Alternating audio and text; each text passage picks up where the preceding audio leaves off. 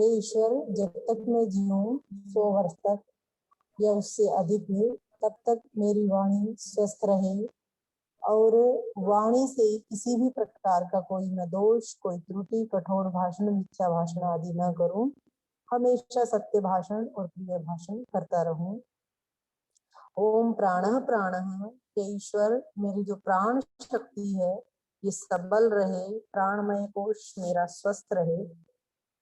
ओम चक्षुः चक्षुः, हे परमेश्वर, मेरे नेत्र स्वस्थ रहे और साथ में मैं नेत्रों से हमेशा अच्छे अच्छे रूप को ही देखता रहूं, अच्छे अच्छे विषयों को ही देखता रहूं और मुझे इन स्थूल दृष्टि के साथ साथ सूक्ष्म दृष्टि, दिव्य दृष्टि की भी प्राप्ति हो। ओम श्रोत्रम श्रोत्रम, हे ईश्वर, मुझे मेरे जो ये श्रोत्र हैं ये जब तक मैं जीऊं स्वस्थ रहें और मैं इन श्रोत्रों से हमेशा अच्छी शब्दों को, अच्छी वाणी को सुनता रहूं। किसी की चुगली आदि अपने कानों से मैं न सुनूं। दूसरे की स्तुति और आपकी प्रशंसा, आपकी दिव्य वाणी इन श्रोत्रों से हमेशा सुनता रहूं, सुनती रहूं।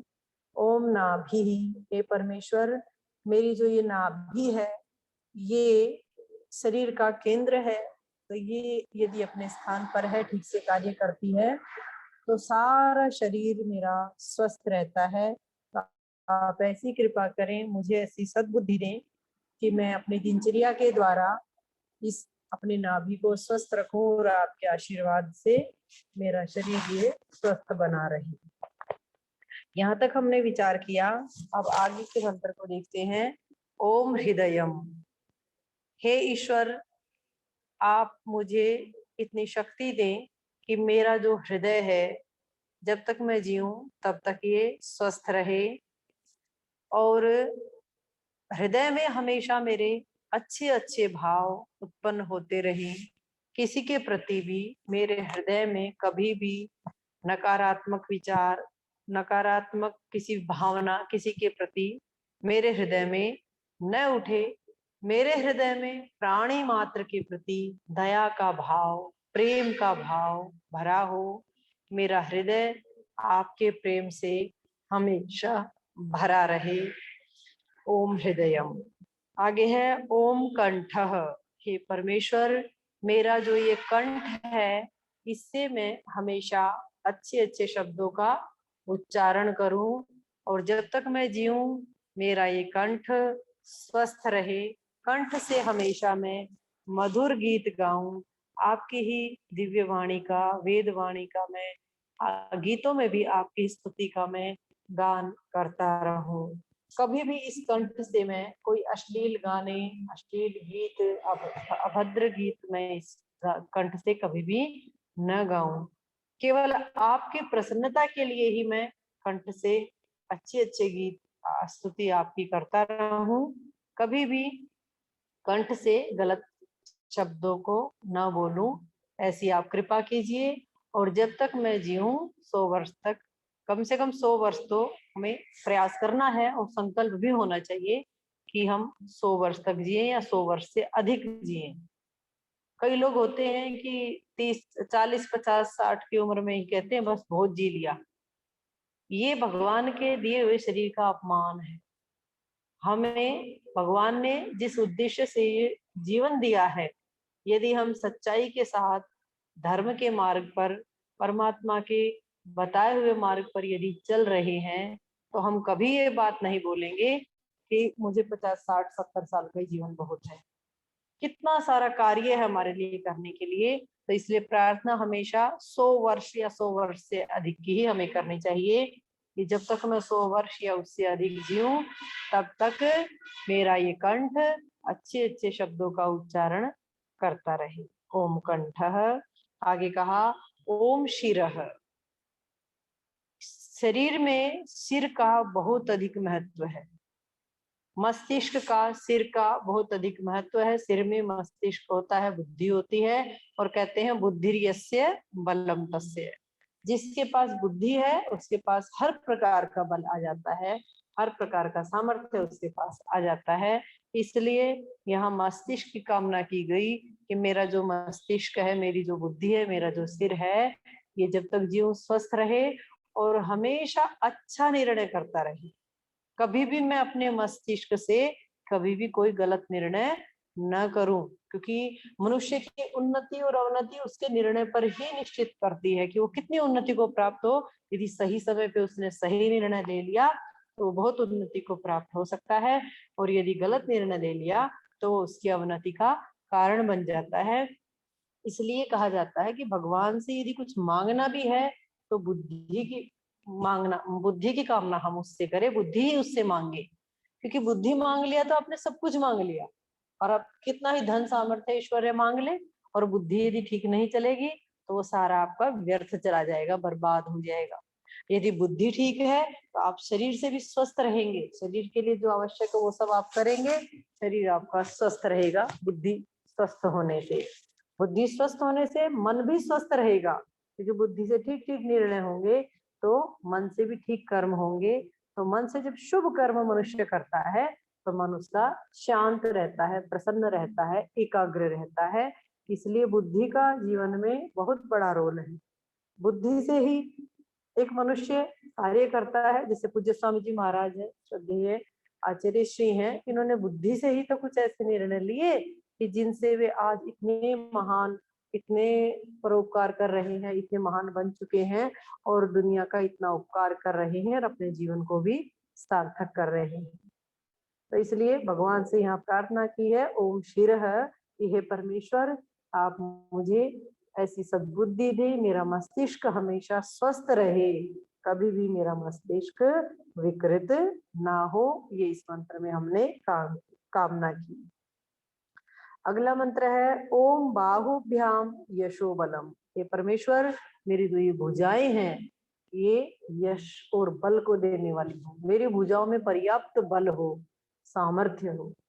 शारीरिक बल का भी बहुत बड़ा महत्व होता है, और जब हम शरीर से अच्छे कार्य करते हैं, बुद्धि से अच्छे कार्य करते हैं तो हमें यश की भी प्राप्ति होती है। तो यश और बल की यहाँ कामना की गई कि मेरी भुजाओं में बल हो और ये यशस्वी हो, मैं समाज में यश को प्राप्त हूँ, कीर्ति को प्राप्त हूँ। देखिए वेदों में यश की कामना की गई है कि हमें यश की कामना करनी चाहिए।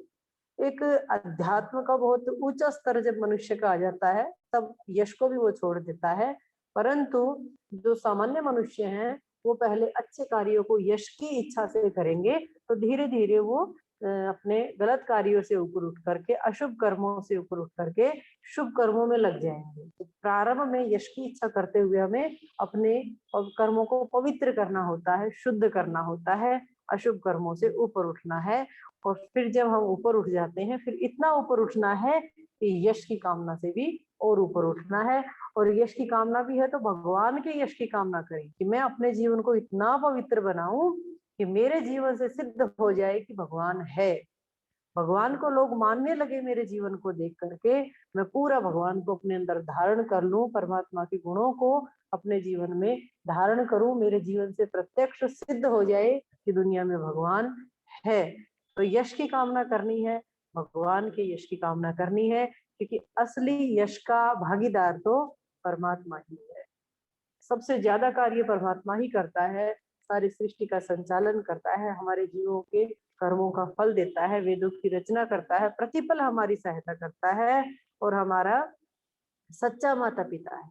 जो वर्तमान जन्म के माता पिता हैं ये तो केवल कुछ समय के हैं, जब तक ये शरीर रहेगा इसी जन्म के हैं। 100 साल, 50, 60, 70, 80, 90, 100 कितने साल तक माता पिता रहेंगे, लेकिन अगले जन्म में फिर दूसरे माता पिता होंगे, फिर अगले जन्म में तीसरे होंगे। तो ये जो माता पिता है, गुरुजन है, जितने भी संबंध हैं, पति है, पत्नी है, ये सारे संबंध हमारे कुछ समय के ही हैं, लेकिन परमात्मा के साथ जो हमारा संबंध है वो नित्य है।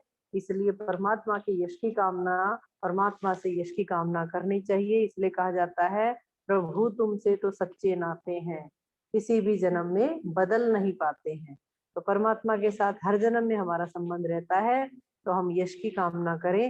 धीरे धीरे पहले अशुभ कर्मों से ऊपर उठने के लिए यश की कामना करें, फिर धीरे धीरे इस यश को भी, अभी हम जो यज्ञ में भी मंत्र बोलते हैं, द्रविणम ब्रह्म वर्चसम कीर्ति मह्यम दत्वा व्रजत ब्रह्मलोकम, कि अपनी कीर्ति को, अपने यश को भी हम जब परमात्मा को अर्पित कर देते हैं तो व्रजत ब्रह्मलोकम, फिर हम ब्रह्मलोक की तरफ हमारा गमन होता है, हम मोक्ष को प्राप्त होते हैं। तो इस प्रकार इस मंत्र का अर्थ हुआ ओम बाहुभ्याम यशो बलम।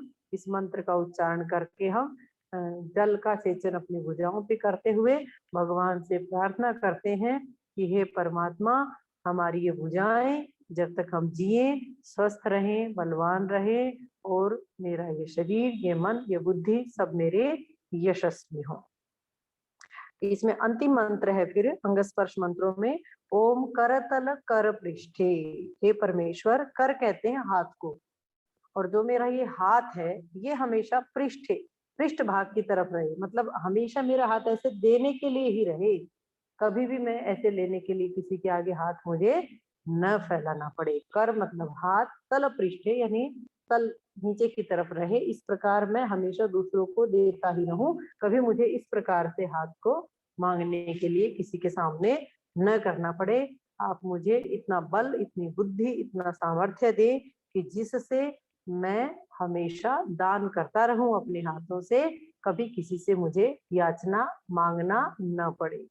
इस प्रकार ये अंग स्पर्श मंत्र हमारे आज पूरे हुए, इन पर हमने विवेचन किया और इनमें हमने क्या देखा कि अंग स्पर्श मंत्रों में, जो कि ब्रह्म यज्ञ के प्रारंभ के मंत्र हैं, संध्या के प्रारंभ के ही मंत्र हैं, इन मंत्रों में हम परमात्मा से अपने अंगों की दृढ़ता, स्वस्थता, बलवत्ता की कामना करते हैं, और न केवल स्थूल शरीर की ही, स्थूल शरीर के स्वास्थ्य की कामना करते हुए साथ साथ हम जो सूक्ष्म शरीर है, जो हमारी ज्ञानेंद्रियां हैं, कर्मेंद्रियां हैं, जो सूक्ष्म शरीर है उसके स्वास्थ्य की भी कामना हम करते हैं। और कामना ही नहीं करते, पुरुषार्थ भी हमें करना है, क्योंकि प्रार्थना तभी घटित होती है जब हम पूर्ण पुरुषार्थ कर लेते हैं। जब मनुष्य पुरुषार्थ करके थक जाता है तब वह प्रार्थना का अधिकारी होता है।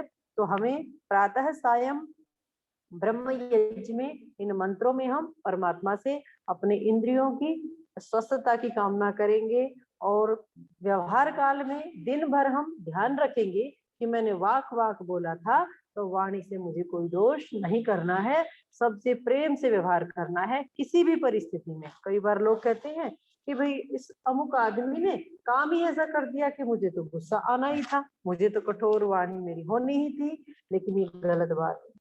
गुस्सा तो हमेशा सभी मनुष्यों को गलत पे ही आता है, सही पे तो गुस्सा किसी को आता ही नहीं है।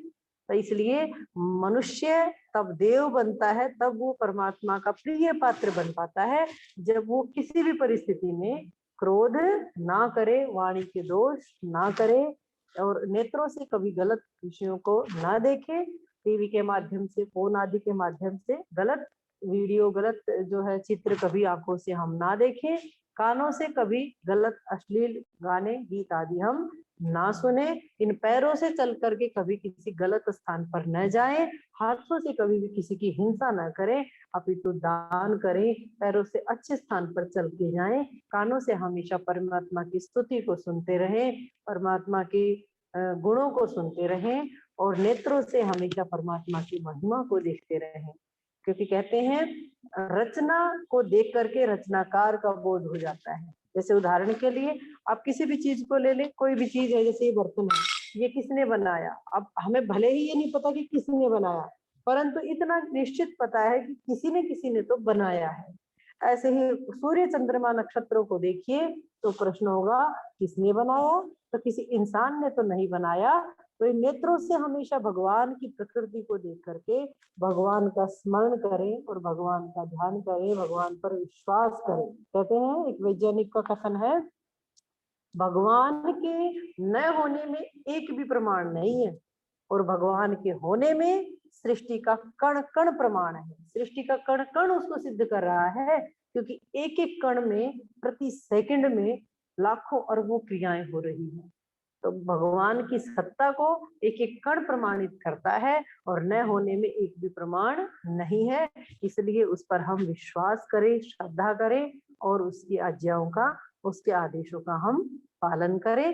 अंग स्पर्श मंत्रों से हम प्रतिदिन बोलते हुए यही भावना बनाएं तो धीरे धीरे हमारे दोष दूर होते जाएंगे और गुण हमारे अंदर आते जाएंगे। और इन गुणों का जो आदि स्रोत है वह परमात्मा है। जितने जितने गुण हमारे अंदर आएंगे आप समझना उतना उतना परमात्मा हमारे अंदर अवतरित हो रहा है। परमात्मा इसी प्रकार अवतरित होता है जब उसके गुणों को हम ग्रहण करते हैं, क्योंकि गुण और गुणी का नित्य संबंध है। यदि हमने ये गुण परमात्मा के अच्छे अच्छे धारण कर लिए तो समझिए परमात्मा भी साथ साथ आ गए हैं और परमात्मा जीवन में आ रहे हैं, गुण आ रहे हैं, तो फिर सुख और शांति समृद्धि हमारे जीवन में निश्चित रूप से आती रहेगी। तो इस प्रकार ये अंग स्पर्श मंत्रों पर हमारा चिंतन पूरा हुआ। आगे फिर मार्जन मंत्रों पे हम कल से विचार प्रारंभ करेंगे। अब शांति पाठ के लिए हम भ्राता जी के पास चलते हैं। ओम।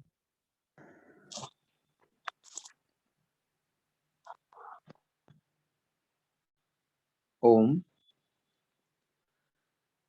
द्यौ शान्तिरन्तरिक्षगुं शान्तिः पृथिवी शान्तिरापः शान्तिरोषधयः शान्तिः वनस्पतयः शान्तिर्विश्वे देवाः शान्तिर्ब्रह्म शान्तिः सर्वगुं शान्तिः शान्तिरेव शान्तिः सामा शान्तिरेधि।